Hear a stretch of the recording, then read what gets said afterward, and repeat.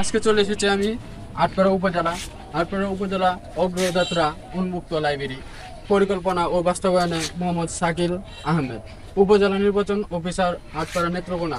দেখেন ভাই, এখানে উন্মুক্ত একটা লাইব্রেরি খোলা আছে। এই উন্মুক্ত লাইব্রেরিটা যখন আসতে পারে, এমনকি বইও পড়তে পারে। যেমন আমি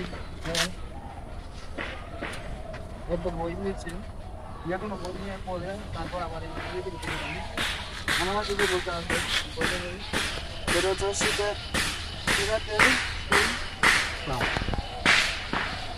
এটা হাদিস জাতীয় বই, বুঝছেন? এখানে সব ধরনের বই পাবেন। যেমন এখানে গল্পের বই আছে, হাদিসের বই আছে। আর এটা যে পরিকল্পনা নিয়েছে তার জন্য এগুলো মানুষের উপকার করতে পারে। দেখেন কত সুন্দর। এখান থেকে কিন্তু বই কেউ নিয়ে যায় না।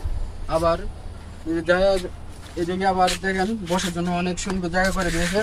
আর অনেক এখানে নীরব আছে জায়গাটা, গাছ প্রকৃতিতে অনেক আনন্দদায়ক একটা জায়গা করে দিয়েছে।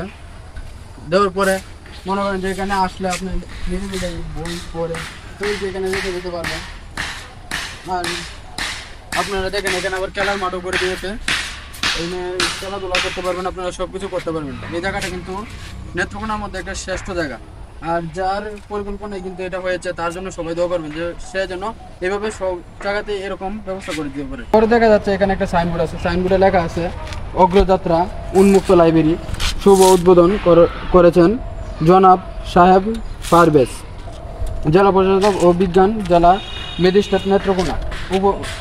উপস্থিত ছিলেন জনাব মোহাম্মদ খায়রুল ইসলাম, চেয়ারম্যান উপজেলা পরিষদ, আটপাড়া নেত্রকোনা।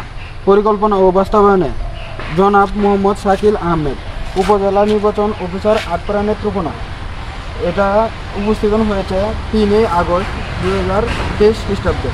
বাংলা হচ্ছে 19 শ্রাবণ 1430 বঙ্গাব্দে। মানে এটা আপনারা যে বলতেছেন, এটা কিন্তু 1 বছর আগে এখানে উপস্থাপনা করা হয়েছে। আর এটা কিন্তু যে করেছে তার জন্য তো বলছি সবাই দোয়া করবেন আর তাকে ভালোবাসা দেবেন। সেজন্য প্রত্যেকটি উপজেলাতে যে এরকম সিস্টেম করে দিতে পারে। আমাদের নেত্রকোনা শহরে কিন্তু এরকম সিস্টেম নেই। তাও দেখেন এই আটপাড়া উপজেলা আমাদের নেত্রকোনার মধ্যে একটি উপজেলা, মানে থানার মধ্যে এসে দেখেন কত সুন্দর একটি কাজ তিনি করেছেন। তার জন্য সবাই দোয়া করবেন। আবারও বলছি, সবাই আমার জন্য দোয়া করবেন এবং কি আমার চ্যানেলটি সাবস্ক্রাইব করুন, ফলো দিয়ে রাখেন। পাশে থাকলে মনে করেন যে এরকম ভিডিও আবারও দেওয়ার জন্য চেষ্টা করব। সবাই ভালো থাকবেন। আল্লাহ হাফেজ।